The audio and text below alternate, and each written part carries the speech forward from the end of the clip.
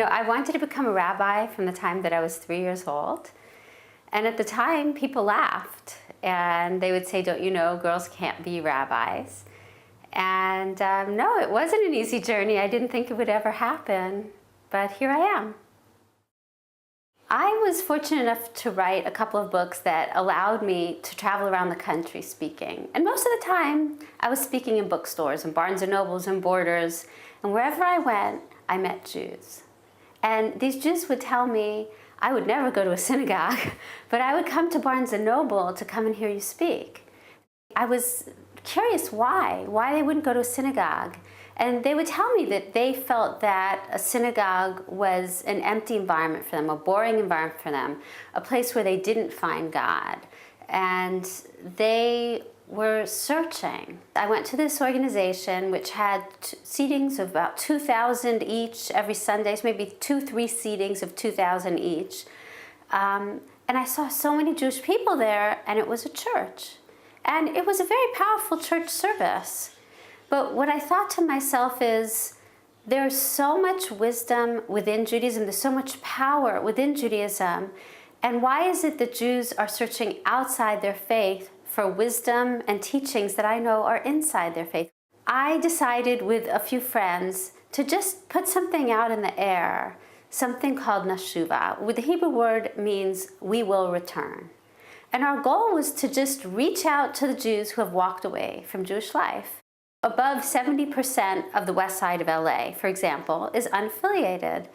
And I wanted to just reach them, to just offer something that wouldn't intimidate them, that wasn't organized, that was open, that was grassroots, that they could take part in. It involved, first of all, retranslating the Hebrew of the prayer book, because when I actually first sat down with unaffiliated Jews, they would tell me, I can't find God in synagogue. I can find community, but I don't find a spiritual awakening there. I don't understand Hebrew, and the English of the prayers doesn't work for me, and I can't read or sing along because I can't read the Hebrew.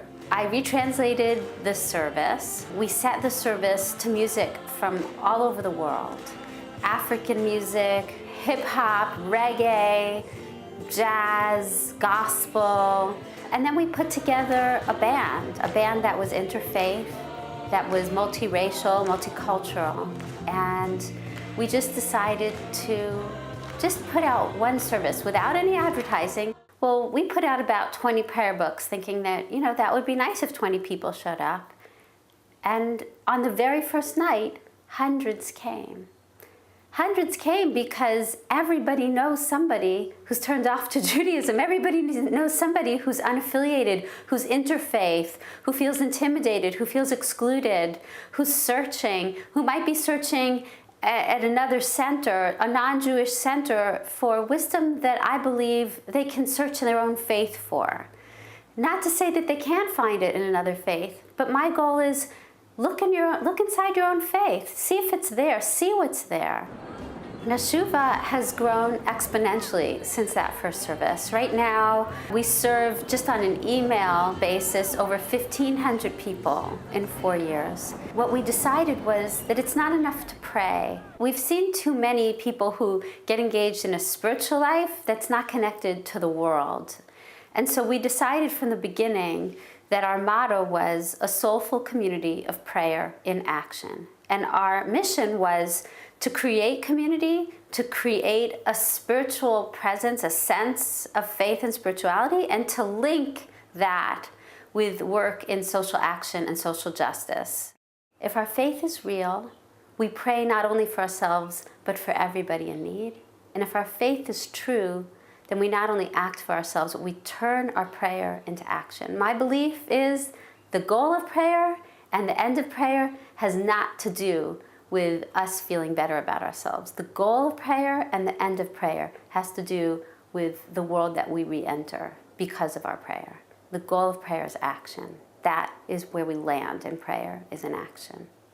Every single month, we launch a day of social action or social justice, and we ask everybody who comes to the service to go to the day of action. It's been remarkable to see what we've accomplished, the kinds of activities that we've accomplished, from rolling up our sleeves and working on the environment, to cleaning up the Santa Monica Bay, to partnering with tree people, to going to South Central LA and working with at-risk families in the African American community, in the Latino community, working with homeless fathers, homeless mothers.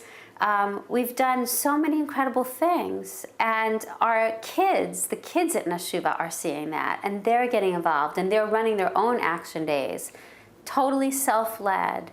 This year, we partnered with Jewish Television Network to see what it might be like to broadcast a Nashuva service online. We thought, you know what, there might be some Jews who can't make it to temple on Yom Kippur, and I really thought maybe we could reach 1,000 or 2 people who for some reason were too ill or homebound.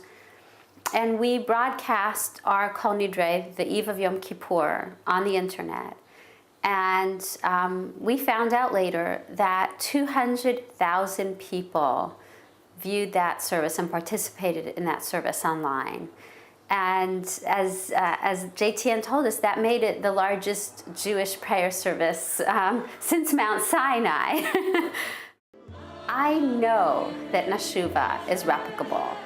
I know that we can train people to open Nashuvas. You know, I think that we're making a mistake by just protecting synagogues and saying, well, you know, okay, that's the synagogue in this town.